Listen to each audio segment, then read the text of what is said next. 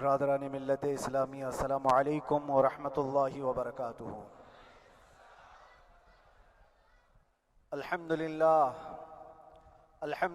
الحنان المنان الذي خلق الإنسان وعلمه البيان، والصلاة والسلام على رسوله سيد الإنس والجان وعلى آله وأصحابه ذوي الخير والإحسان، أما بعد، فأعوذ بالله من الشيطان الرجيم، بسم الله الرحمن الرحيم، وقل جاء الحق وزهق الباطل إن الباطل كان زهوقا، صدق الله مولانا العظيم۔ بارگاہ رسالت مآب صلی اللہ علیہ وسلم میں درود پاک کا ہدیہ پیش کریں۔ اللہم صلی علی سیدنا و مولانا محمد معدن الجود والکرم وآلہ واصحابہ الکرام وابنہ الکریم وبارک وسلم صلاة دائمة سرمدا ابدا۔ عزیزان گرامی وقار، میں یہ چاہتا ہوں جہاں پر آ کر ہم رکے تھے وہیں سے ہم پھر آگے بڑھتے ہیں۔ ہم رکے تھے کہاں آ کر؟ کچھ دیر کی خاموشی ہے،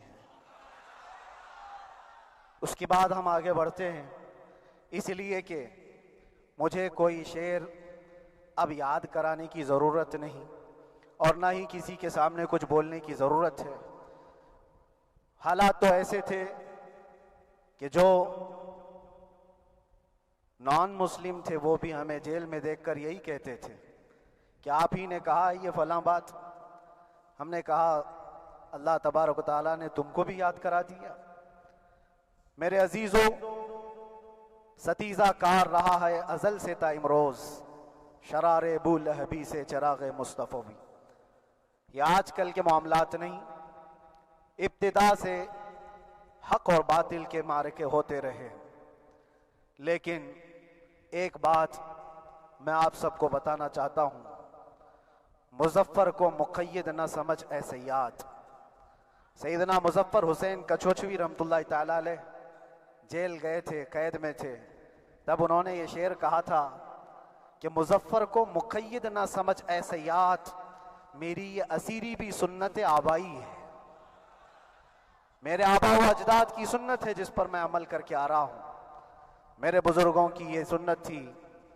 بہرحال جن کو جس راستے سے مجھے گزارنا تھا، لوگوں کے دلوں میں یہ ٹھنڈک تھی شاید کہ زبان بند کر کے چند دنوں کے لیے قید کر دیا جائے، مگر میرا عقیدہ یہ تھا کہ اللہ تبارک و تعالی جب تک چاہے کہ کوئی اس کے لیے پابندی نہیں لگا سکتا۔ وَإِن يَمْسَسْكَ اللَّهُ بِضُرٍّ فَلَا كَاشِفَ لَهُ إِلَّا هُوَ۔ رب تعالیٰ فرماتا ہے اگر اللہ تعالیٰ تمہیں کوئی مصیبت دے تو اس کے علاوہ کوئی ٹال نہیں سکتا۔ وَإِن يَمْسَسْكَ اللَّهُ بِخَيْرٍ فَلَا رَادَّ لِفَضْلِهِ، اور اللہ کسی کو بھلائی دے دے تو پھر اس کو روک بھی کوئی نہیں سکتا۔ مولا تبارک و تعالیٰ اگر کسی کو کوئی مقام عطا کر دے تو ہزاروں کیڑوں کے پھڑپڑانے سے وہ مقام ختم بھی نہیں ہو سکتا۔ اللہ تبارک و تعالیٰ جس کو بڑھانا چاہے اس کے لیے کوئی راستہ رکاوٹ نہیں بن سکتا۔ اس لیے کہ ہم نے تاریخ میں دیکھا ہے پیبند لگے کپڑے پہننے والے، پیروں میں چپل نہیں تھے، جن کے ناخن تک اکھڑ جاتے تھے، لیکن وہ جب چلتے تھے قیصر و کسریٰ بھی کانپتے تھے۔ جن کا ہی یہ نعرہ تھا ٹل نہ سکتے تھے جنگ میں اگر اڑ جاتے تھے، پاؤں شیروں کے بھی میدان سے اکھڑ جاتے تھے، حق سے سرکش ہوا کوئی تو بگڑ جاتے تھے، ارے تیغ کیا چیز ہے ہم توپ سے بھی لڑ جاتے تھے۔ یہ وہ صحابہ کرام اور اسلاف کرام، ان کا یہ معمول تھا۔ بظاہر ان کے پاس کوئی اسباب نہیں تھے لیکن اللہ کی مدد تھی، وہ پانی کی طرح بہتے ہوئے چلے گئے، نہ چٹانوں نے ان کا راستہ روکا نہ دریاؤں نے ان کا راستہ روکا، وہ جس طرف سے جاتے تھے اللہ تعالیٰ ان کے لیے راستے بناتا تھا۔ عزیزان گرامی وقار، کون ہے وہ جو دریائے دجلہ میں اپنے گھوڑے دوڑائے تھے؟ کون ہے وہ جو دریا میں اپنی کشتیاں ڈال کر جلا دیا تھا کہ واپس جانے کا کوئی تصور نہ ہو؟ یہ سب میرے مصطفیٰ کریم کے دیوانوں کی ہی بات تھی۔ اسی لیے آج بھی دنیا گھبراتی ہے تو شانے لوگوں سے نہیں، دیوانوں سے ہی گھبراتی ہے۔ بہت زیادہ چالاک رہنے والوں سے نہیں، دیوانوں سے دنیا گھبراتی ہے، اس لیے کہ دنیا کو پتا ہے، دنیا جانتی ہے کہ دیوانہ کہاں دیکھتا ہے کسی کو پتا نہیں۔ اور یہ اس دیوانے کی بات کر رہا ہوں جس کے لیے اللہ کے حبیب صلی اللہ تعالیٰ علیہ وسلم کی عزت و وقار سب سے اول ہے۔ عزیزان گرامی وقار، آج آپ کے سامنے حاضر آیا، یہ میرے استاد گرامی، مربی، استاذ الاساتذہ، برادر گرامی حضرت العلامہ مفتی زبیر احمد صاحب قبلہ ادام اللہ اقبالہ، جنہوں نے دن رات ایک کر دیے تھے۔ میرے خیال سے 8 مہینے میں جتنے ان کے بال سفید ہوئے اس سے زیادہ نہیں ہوئے ہوں گے، صرف اسی لیے نہیں کہ ایک بھائی کے لیے، اس لیے بھی لڑ رہے تھے کہ ایک عالم کے لیے جس سے دین کا بہت سارا حصہ وابستہ ہے۔ ان کی محنتیں رائگاں نہ گئیں۔ بہت سارے میرے احباب و اقربا، خاص طور پر مدن پورہ اور وکرولی سے، جنہوں نے اپنے گھر بار چھوڑ کر میرے لیے دوڑتے بھاگتے رہے، اللہ رب العزت اس بات کا شاہد ہے، ایک ایک دن اندر میں نے سب کے لیے دعائیں کی ہیں، اور ایسا نہیں کہ کوئی دن بھولا جاتا۔ اور باہر کی ہمیشہ یہ خبریں آتی رہتی ہیں کہ حالات کیسے کے کیسے ہوتے جا رہے ہیں۔ کبھی اگر گھبراہٹ اور بے چینی ہوتی تو میرے عزیزوں صرف ایک ہی بات ہمارے پاس تھی علاج کے لیے، ایک ہی علاج تھا۔ جب بے چینی بڑھ جاتی، اپنوں سے رابطہ نہیں ہو پاتا اور کسی کے خبر نہ پہنچتی، کھانے پینے کی تکلیفیں، رہنے سہنے کی مصیبتیں جب سر پر آتی، تو ایک ہی علاج تھا، ان کے نثار کوئی کیسے ہی رنج میں ہو، ان کے نثار کوئی کیسے ہی رنج میں ہو، جب یاد آ گئے ہیں سب غم بھلا دیے ہیں، جب یاد آ گئے ہیں سب غم بھلا دیے ہیں۔ اس رسول محترم صلی اللہ تعالیٰ علیہ وسلم کا احسان عظیم ہے۔ بار بار مجھے یہ احساس ہوتا رہا، پوری دنیا اگر چھوڑ دے مگر یقین تھا آمنہ کا لال کبھی نہیں چھوڑے گا، اور چھوڑا بھی نہیں، اور چھوڑا بھی نہیں۔ ہر رات جو ہمارا معمول تھا، ہم نے جو دیکھا، ہماری پچھلی زندگی میں ہم نے اتنے عجائبات نہیں دیکھے ہوں گے جو 8 مہینے کے اندر ہم نے دیکھے۔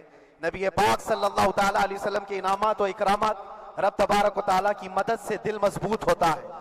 عزیزان گرامی، ہم نے تو وہاں ایسے لوگوں کو دیکھا جو ڈپریشن کا شکار ہو کر کافر بھی ہو گئے، اور حالات سے گھبرا کر کے وہ انکار کر بیٹھے، کوئی خدا نہیں ہے، کوئی مدد نہیں آتی ہے۔ ایسے حالات وہاں دیکھے، لیکن ان حالات میں بھی اللہ تبارک و تعالیٰ کی مدد ساتھ رہی۔ رسول پاک صلی اللہ تعالیٰ علیہ وسلم کا انعام و اکرام یہ تھا کہ جس طرح سے گئے تھے اسی طرح سے واپس بھی آئے، جس طرح سے گئے تھے ویسی واپس آئے، اور نہ میرے مصطفیٰ نے باہر میری عزت میں کمی کی، نہ اندر عزت میں کمی کی، کہیں پر بھی نہیں۔ الحمدللہ، جس شان کے ساتھ رسول پاک صلی اللہ تعالیٰ علیہ وسلم اپنے چاہنے والوں کو رکھتے ہیں، وہ میں نے دنیا میں دیکھا۔ اور پھر یہ عرض کیا، آقا آج آپ کی عزت پر بات کرنے والے کو، چاہے وہ 1000 کال کوٹری کے اندر ہو، آپ عزت کے ساتھ بٹھاتے ہیں، تو پھر قیامت کے دن اس کی عزت کا کیا حال ہوگا؟ عرش حق ہے مسند رفعت رسول اللہ کی، دیکھنی ہے حشر میں عزت رسول اللہ کی۔ میرے عزیزو، ایک بات کو طے کر کے چلو، انہیں جانا، انہیں مانا، نہ رکھا غیر سے کام، للہ الحمد میں دنیا سے مسلمان گیا۔ اس ایک بات میں جو عزت ہے، دنیا کے کسی مقام و منصب اور مرتبے میں عزت نہیں ہے۔ اور حالات دنیا انشاءاللہ میں سناتا رہوں گا۔ اللہ تبارک و تعالیٰ جب تک یہ زبان رکھا ہے، حق بولتے رہیں گے اور سناتے رہیں گے، اور بھی حالات آپ کو انشاءاللہ العزیز آگے سناتے رہیں گے۔ لیکن آج خصوصیت کے ساتھ میں جمعہ کے لیے اسی لیے حاضر آیا کہ یہاں کے لوگ پل پل یاد کرتے رہے۔ حضرت مجھے ہر بار خبر دیتے کہ جب نماز سے فارغ ہو کر کے میں نکلوں تو مجھے لوگ پکڑ لیتے، کیا ہوا، اب کیا خبر ہے؟ تو جس قدر آپ کی بے چینی تھی، بے قراری تھی، میرے عزیزو، مجھے بھی ملنے کی بے چینی اور بے قراری تھی، لیکن یہ ایک سٹیج تھا جس سے گزارا گیا ہے، ایک مقام تھا جس سے گزارا گیا۔ میں تو ایک نکما آدمی، میں تو ایک کم پڑا ہوا ہوں، لیکن آپ کو بزرگان دین کی اگر تاریخ پتہ ہو، امام اعظم ابو حنیفہ رضی اللہ تعالیٰ عنہ، جن کو ناحق جیل میں رکھا گیا تھا، امام موسیٰ کاظم رضی اللہ تعالیٰ عنہ 7 سال تک قید میں رہے۔ یہ کون امام موسیٰ کاظم؟ جن کے دربار میں جانے کے لیے غوث اعظم عبد القادر جیلانی رضی اللہ تعالیٰ عنہ 4 کلومیٹر دور اپنی چپل اتار دیا کرتے تھے۔ امام موسیٰ کاظم کا وہ دربار ہے جن کو باب الحوائج کہا جاتا ہے۔ اس امام کو 7 سال تک بغیر کسی قصور کے قید میں رکھا گیا، اور حد تو یہ ہے کہ اسی قید خانے میں زہر دے کر کے آپ کو مارا گیا ہے۔ آپ کا جنازہ جیل سے نکلا تھا. امام احمد بن حنبل جن کو 5 لاکھ حدیثیں یاد ہیں نبی پاک صلی اللہ تعالیٰ علیہ وسلم کی، بغداد کے سرے بازار آپ کو ننگی پیٹھ پر کوڑے مارے گئے. آپ کو اندازہ ہے بزرگان دین کی ایک لمبی فہرست ہے. جب میں وہاں گیا تھا تو ایک بزرگ کی بڑی یاد آئی، وہ تھے حضرت مجدد الفسانی رضی اللہ تعالیٰ. اکبر جیسے ڈکٹیٹر کے سامنے، اس زمانے کے سب سے بڑے ڈکٹیٹر بادشاہ کے سامنے آپ نے حق بات کا اعلان کیا تھا.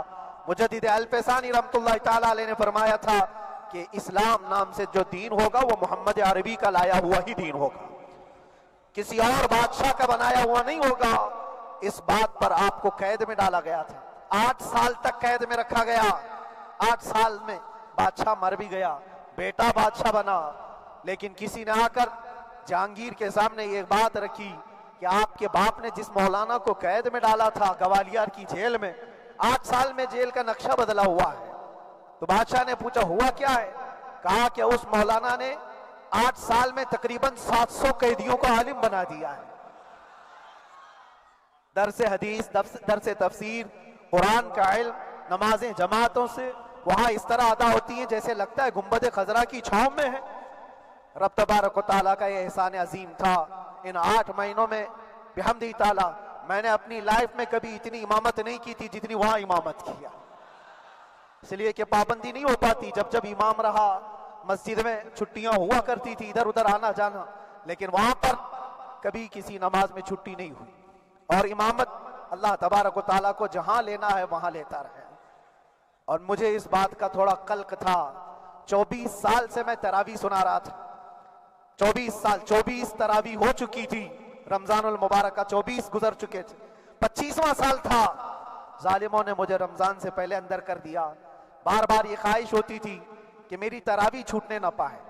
25ویں تراویح ہے، 25ویں محراب ہے، لیکن رب تبارک و تعالیٰ کا احسان، اندر موجود سارے مسلمانوں نے یہ مطالبہ کیا کہ ہم یہاں جماعت سے تراویح قائم کریں گے. اور اب تک لوگ الم تری کیف والی تراویح کبھی کبھار پڑھ لیا کرتے ہیں، لیکن سارے لوگوں نے مل کر کے یہ اتفاقاً کہا کہ ہم پورا قرآن آپ سے سننا چاہتے ہیں. کیسے کیسے قیدی تھے، کیسے کیسے کرائم والے تھے. میں نے کہا آج میں ایک دن پڑھاتا ہوں، ایک پارہ پڑھوں گا، آپ کو اگر لگے تو بتا دینا، بھاری پڑ جائے، کیونکہ لوگ سارے کرمنل ہیں اور کئی طرح کے جرائم کیے ہوئے لوگ ہیں. نماز دین سے کہاں زیادہ رشتہ. کہا ہو سکتا ہے یہ گھبرا کر بھاگ جائیں. ایک دن پڑھاؤں گا، اگر آپ کو لگے تو بول دینا، نہیں تو کل سے الم تری. پہلے دن تراویح پڑھائے، دوسرے دن سارے لوگوں نے کہا آپ نے ایک پارہ پڑھایا ہے، سحری تک بھی پڑھائیں گے تو انشاءاللہ کھڑے رہیں گے. یہ جو استقامت، یہ ساری چیزیں دلوں کا جمع ہونا اور ہماری طرف دلوں کو پھیر دینا بغیر اللہ کی مدد کے نہیں ہوتا. رسول پاک صلی اللہ تعالیٰ علیہ وسلم کے کرم و احسان کے بغیر نہیں ہوتا.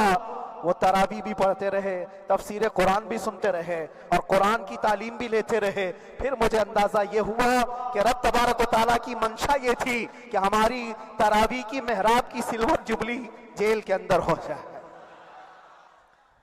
مجھے اس بات کا کوئی قلق نہیں رہا کہ میری کوئی چیز چھوٹ گئی ہے. ہاں، عید، بقرعید، محرم، یہ تمام چیزیں لوگوں کی یاد تو رہتی، رشتہ دار، احباب، اقربا کی یاد، لیکن اللہ کی مرضی. میرا رب تبارک و تعالیٰ جو پسند کرے اس میں ہم راضی ہیں. اگر مولا یہ چاہتا ہے کہ میں تنہا پڑھوں تو اس کی رضا میں ہم راضی ہیں. اگر وہ چاہتا ہے کہ مجمع ہزاروں میں ہم نماز ادا کریں تو اس کی مرضی پر ہم قائم ہیں. عزیزان گرامی وقار، صبر اور سکون کے ساتھ جو حالات گزرے اس میں سب سے بڑا کردار آپ سب کی دعاؤں کا ہے. سب کی دعاؤں کا. مشائخ، سارے پیران اعظام، تمام سلاسل کے اور ہر مسجد کے امام اپنے محراب اور ممبر سے جو دعا کرتے رہے، یہ سارا ذخیرہ میرے لیے اتنا بڑا ہے جس کو میں بیان نہیں کر سکتا. ہر ایک کی جانب سے دعائیں، عورتوں بچوں کی طرف سے منتیں، روزے، نہ جانے کیا کیا کر لیا. پھر مجھے اندازہ ہوا کہ صرف اپنے آرام، اپنے راحت کے لیے پھڑپھڑانے سے کچھ نہیں ہوگا. رب تبارک و تعالیٰ یہ چاہتا ہے کہ پوری امت مل کر کے اس فقیر کے لیے دعا کرے، اور اللہ تعالیٰ کو جب تک منظور تھا تمہاری دعائیں ہوتی رہی۔ بعض لوگوں کو یہ خیال بھی آیا، کچھ میرے احبا اقربا رشتہ داروں نے بھی کہا اتنی ساری دعائیں ہوئی، اتنی ساری دعائیں ہوئی، قبول کیوں نہیں ہوتی؟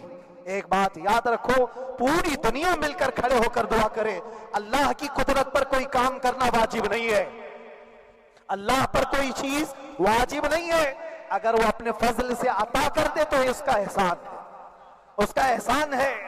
اب چاہے وہ سال بھر میں قبول کرے کہ 5 سال میں قبول کرے، ایک بات یاد آتی ہے میرے عزیزوں، ہماری قید تو 8 مہینے کی ہوگی، ان بزرگان دین کی قید 8 سال 7 سال، امام محمد بن حسن عسکری 20 سال تک قید میں رہے، 20 سال تک اندر سلاخوں کے پیچھے بند رکھا گیا۔ یہ اہل بیت اطہار ہیں، ائمہ اعظام ہیں، ان کی تکلیفیں دیکھ کر پھر ہماری تکلیف چھوٹی لگتی، اور پھر نبی پاک صلی اللہ تعالیٰ علیہ وسلم کی یاد آتی۔ صرف اس بات کا ہمیں فخر تھا کہ تم نے کبھی چوری کے الزام میں تو نہیں گرفتار کیا، کسی گھناؤنے الزام میں تو نہیں گرفتار کیا، ہاں اگر کسی بات پر گرفتار کیا ہے تو ان سے پوچھو تو اب یہ بولنے میں بھی شرم کرتے ہیں، مولانا کو کیوں گرفتار کیا ہے، مولانا کو کیوں اندر رکھا ہے، شرم آتی ہے بولنے میں، کیونکہ انہوں نے کچھ ایسا بولا تھا جس کو بولنے میں شرم آتی۔ کیا بولا تھا میرے عزیزوں؟ یہ ایک الگ کہانی ہے، ابھی میں اس پر کچھ گفتگو نہیں کرتا، اس لیے کہ ہر ایک کو یاد ہو چکی ہے، ہر ایک کو یاد ہے، میں اس کہانی کی طرف نہیں جاتا، لیکن اتنا مجھے آج اس ملک میں رہتے ہوئے احساس ہے کہ ابھی بھی انصاف ختم نہیں ہوا ہے۔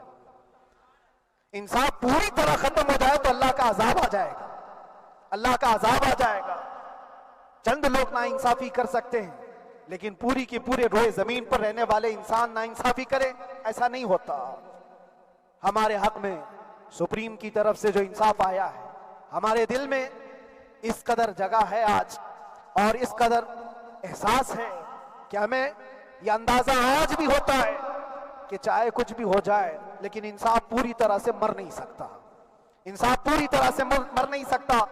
یہ ہمارا ملک عزیز ہندوستان کسی خاص آدمی کے ٹھیکیداری میں نہیں ہے، سبھی کا خون شامل ہے یہاں کی مٹی میں، کسی کے باپ کا ہندوستان تھوڑی ہے، ہمارا بھی ہے، آپ کا بھی ہے، سب کا بھی ہے۔ اور میرے عزیزو پتہ نہیں، یہ بھی شاید راحت اندوری صاحب کا شعر ہے، اور اس سے پہلے بھی کچھ بولا تھا وہ بھی ان کا ہی تھا، تو ڈینجر ہی ہوا کرتا ہے۔ اللہ تبارک و تعالیٰ آپ سب پر فضل فرمائے، کرم فرمائے۔ جو چیز خاص طور پر بولنی ہے وہ یہ ہے، ان حالات سے آج جو گھبرائے ہوئے ہیں یہ وہ لوگ ہیں جو عیش پرست ہیں۔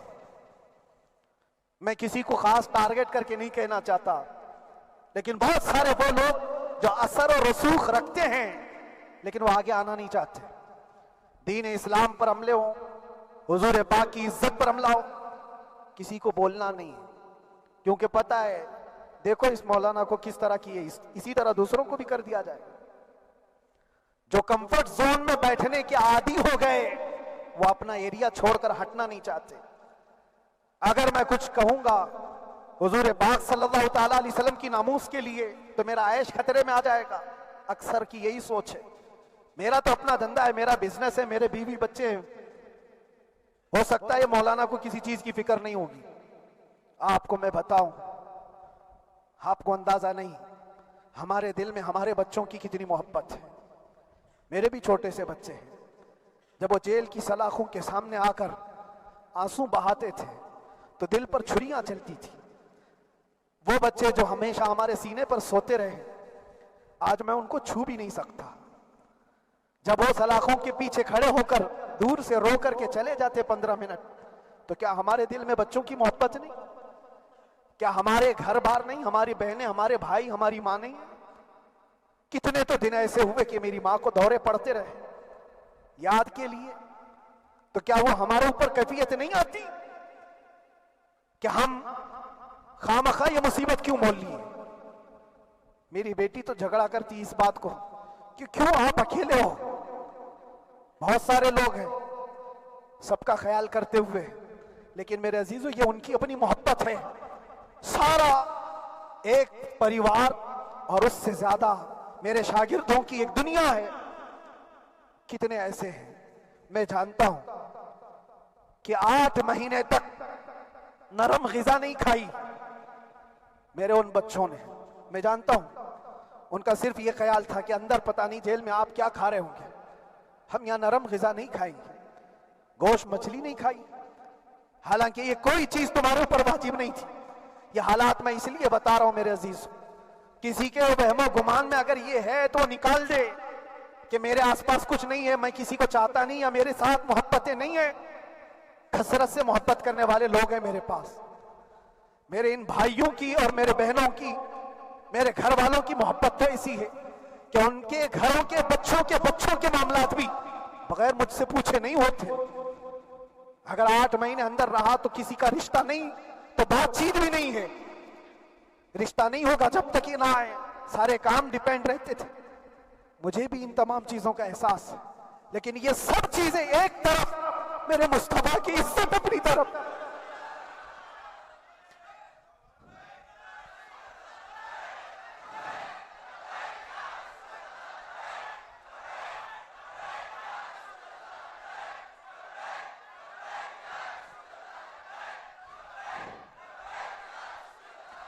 میرے عزیزوں,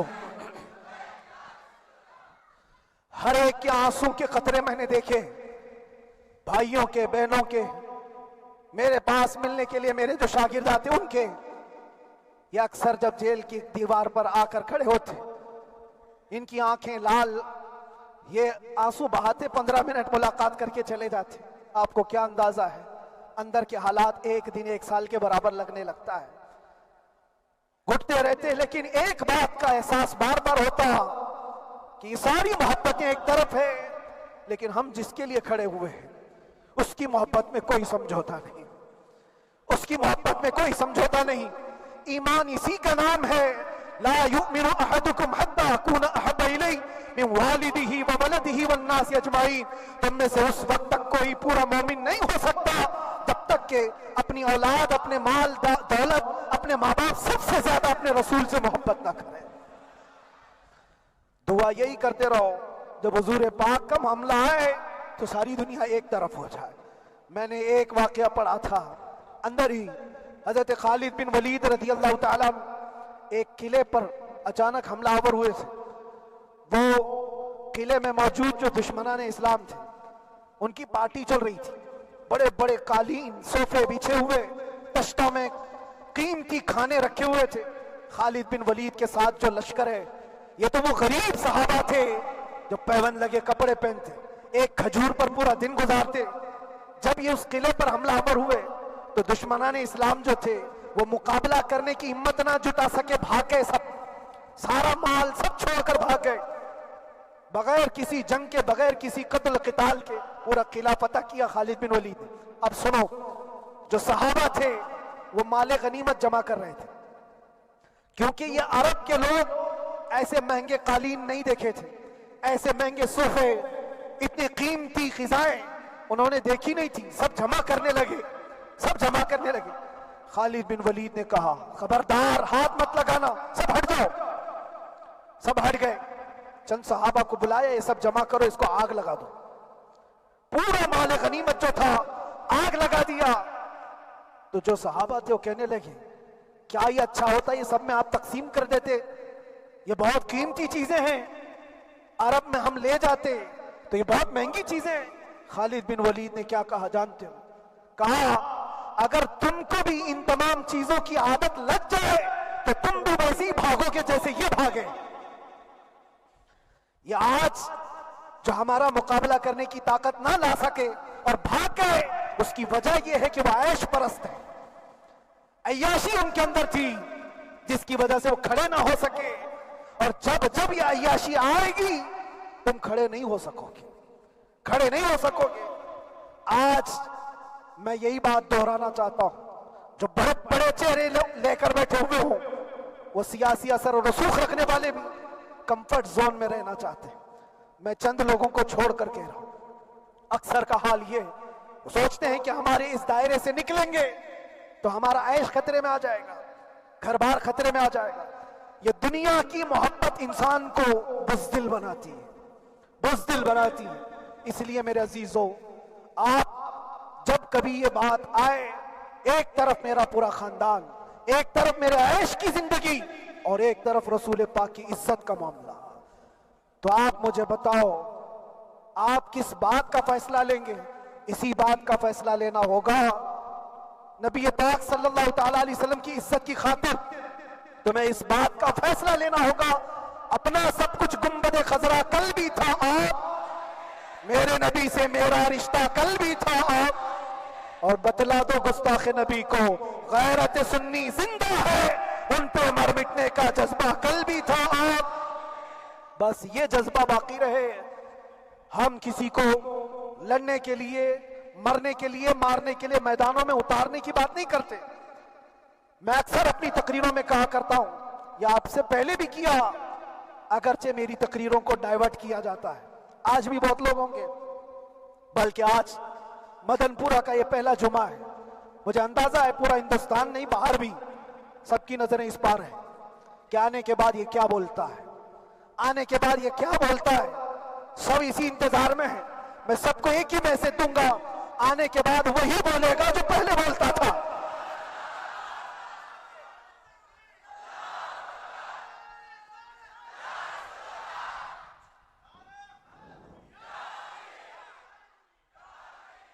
اگر کچھ غلط ہوتا تو ہمارے اس ملک عزیز ہندوستان کی سب سے اعلیٰ عدالت یہ نہیں کہتی کہ ان کے اسپیچ میں کوئی ہیٹ مسئلہ نہیں ہے۔ وہ ہمیں اندازہ ہے میرے عزیزوں، ہاں جہاں غلطی ہوگی ہم بھرے اعلان کے ساتھ کہیں گے کہ ہم سے یہ غلطی ہو گئی، ہم سے یہ خطا ہو گئی، زبان پھسل گئی۔ لیکن جو چیز نہیں ہے تو اگر تم زبردستی اس کو کہو گے تو یہ ہم نہیں مانتے۔ ہاں بس اتنی دعا میرے حق میں کریں کہ جتنی بھی زندگی باقی ہے، جتنی زندگی باقی ہے، اللہ تبارک و تعالی حضور پاک کی محبت اور ان کی عظمت کی حفاظت کے لیے جیتے مرنے کی توفیق عطا فرمائے۔ ہمارا کام صرف اتنا رہ گیا، جو میسج دینا تھا وہ ہم نے دے دیا۔ اب جو حالات آ رہے ہیں میرے عزیزوں، آپ سب کے لیے بھی میں یہ گزارش کروں گا، دین کی طرف آ جاؤ، سچائی کی طرف آ جاؤ، ورنہ گاجر مولی کی طرح کٹ جاؤ گے، ختم ہو جاؤ گے۔ دین کی طرف آؤ، سچائی کی طرف آؤ، اور اسلام نے کہیں پر بھی تمہیں کسی طرح کے آتنک اور دہشت کی تعلیم نہیں دی ہے۔ کہیں پر کسی ٹیررسٹ کی کوئی بھی تعلقات کی، کہیں مجھے کوئی بات بتا دو، اگر کوئی مسلمان اس طرح کی حرکتیں کر جاتا ہے جس کو یہ لوگ بدنام کرتے ہیں تو ہم سمجھتے ہیں اس کا اسلام سے تعلق نہیں ہوگا۔ اسلام سے تعلق ہوتا تو اس کے اندر صدیق اکبر اور فاروق اعظم کی ادائیں ہوتی۔ آج آپ کو وہ معاشرہ زندہ کرنے کی ضرورت ہے۔ میں نوجوانوں سے کہوں گا، بہت دن گزار لیے ٹک ٹاک پر مجرے، اور تمہارے اس انٹرنیٹ کی دنیا پر جس طرح تم نے آوارگی کر لی ہے، اب وقت کم بچا ہے۔ آ جاؤ میرے نبی پاک کی گنبد کے چھاؤں میں، عزت وہیں پر ہے، انہی کے قدموں میں عزت ہے، اور یہاں پر بھی ہے اور آخرت میں بھی ہے، آخرت میں بھی ہے۔ بس اس عزت کے لیے آپ سب سے میں گزارش یہ کروں گا، سچائی کی طرف واپس آ جاؤ، سچائی کی طرف واپس آ جاؤ۔ جو تمہاری نمازیں باقی ہیں اس کو پوری کر لو، اس سے پہلے کہ دنیا تم پر نماز پڑھ دے، اس سے پہلے کہ تمہارے جنازے کی نماز پڑھی جائے، اپنی نمازیں کمپلیٹ کر لو۔ اور علماء ذوی الاحترام کا ادب و احترام اپنے اندر رکھو۔ صرف اس بات کے لیے آپ کو میں احساس دلانا چاہتا ہوں کہ مجھے جس راستے سے گزارا گیا، جتنے دن قید و بند کی صحبتیں گزاری گئی، یہ صرف یہ میسج دینا تھا کہ پھر اس مولانا کا یہ ہو سکتا ہے تو چھوٹے چھوٹوں کی کیا کر دیں گے۔ ایسا اگرچہ آ جائے موقع تب بھی گھبرانے کی ضرورت تھی۔ آپ کو پتا ہے اس ملک عزیز ہندوستان کی آزادی میں 30,000 علماء کو پھانسیوں پر لٹکایا گیا۔ انگریزوں نے 30,000 علماء کو کشمیر سے لے کر دلی تک ہر درخت پر ایک عالم کی لاش لٹکتی تھی۔ انہوں نے قربانیاں دی ہیں، قربانیاں بزرگان دین کے علماء ذوی الاحترام کی ہوئی ہیں۔ یہ اور بات ہے کہ اس جنریشن نے آج ہم کو دیکھا تو ان کو بہت بڑا لگتا ہے، یہ کوئی بہت بڑی بات نہیں تھی، بہت بڑی بات نہیں تھی۔ اس پروسیس سے بہت سارے علماء کو گزارا گیا ہے۔ سرکار مجاہد ملت رحمت اللہ تعالی علیہ ایمرجنسی کے زمانے میں 18 مہینے تک قید میں گزارے، 18 مہینے تک ایمرجنسی، وہ بھی ڈکٹیٹر کا زمانہ تھا، اس زمانے میں بھی آپ اندر رہے، لیکن باہر آنے کے بعد نہ آپ کے مشن میں کوئی کمی آئی، نہ آپ کی زبان میں کوئی لکنت آئی۔ اللہ حوالے جو ہے وہ اللہ کی رضا کی طرف اور رسول پاک کی رضا کی طرف ہوتے ہیں۔ ہم سب بھی اس مشن کو آج یہاں سے زندہ کرتے ہیں، جہاں سے ہم چھوڑے تھے وہیں سے آگے بڑھتے ہیں، جہاں سے ہم چھوڑے تھے وہیں سے ہم آگے بڑھتے ہیں۔ کسی کو اگر کچھ برا لگتا ہے تو وہ اس کے سمجھ کا قصور ہے، اس کے فہم کا قصور ہے۔ ہم نے کسی کو ٹارگٹ کر کے کبھی کہا نہیں، بلکہ یہ تو کامن بات ہے، ایک تو کامن کہی جانے والی بات ہے۔ فخر سے اگر کوئی آدمی اپنے گھر میں کہے کیا بات ہے مولانا آج صبح سے تمہارے گھر میں کچھ ہلچل نہیں ہے، کچھ ہلچل نہیں ہے، ہو سکتا ہے تمہارے گھر میں کوئی نہ ہو، تم اکیلے بیٹھے ہو، بیوی کہیں گئی ہے، ماں کہیں گئی ہے، گھر میں کوئی بنانے والا نہیں ہو، گھر میں خاموشی ہے، تو تم اگر اس کو جواب دے دو کہ کچھ دیر کی خاموشی ہے، شام میں آ جائے گی، کچھ دیر کی خاموشی ہے، شام میں آ جائے گی، تو کیا گناہ کیا، کیا گناہ کیا؟ اس کے حالات پر وہ بول رہا ہے، اس کے گھر میں خاموشی ہے اسی لیے بول رہا ہے۔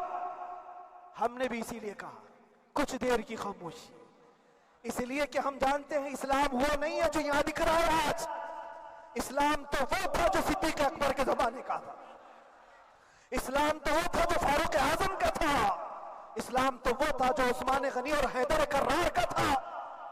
تو وہ جو ہلچل تھی وہ خاموش ہے، صلاح الدین ایوبی کا دور تھا، وہ اسلام کی ہلچل تھی۔ تو میرا گھر آج خاموش ہے، اس لیے تو میں پکار کر کے رہا ہوں کچھ دیر کی خاموشی ہے، اور ہمیں اپنے رب سے یقین ہے یہ خاموشی ایک شام ٹوٹے گی، کوئی صلاح الدین آئے گا۔ اور اللہ تبارک و تعالی ہم سب کے اس عزم اور حوصلے کو زندہ رکھے، اور آپ سب کی محبتوں کو سدا سلامت رکھے، اور میرے آقا صلی اللہ تعالی علیہ وسلم کے قدموں پر مر مٹنے کی ہمیں توفیق عطا فرمائے۔ وآخر دعوانا الحمدللہ رب العالمین، لبیک یا رسول اللہ۔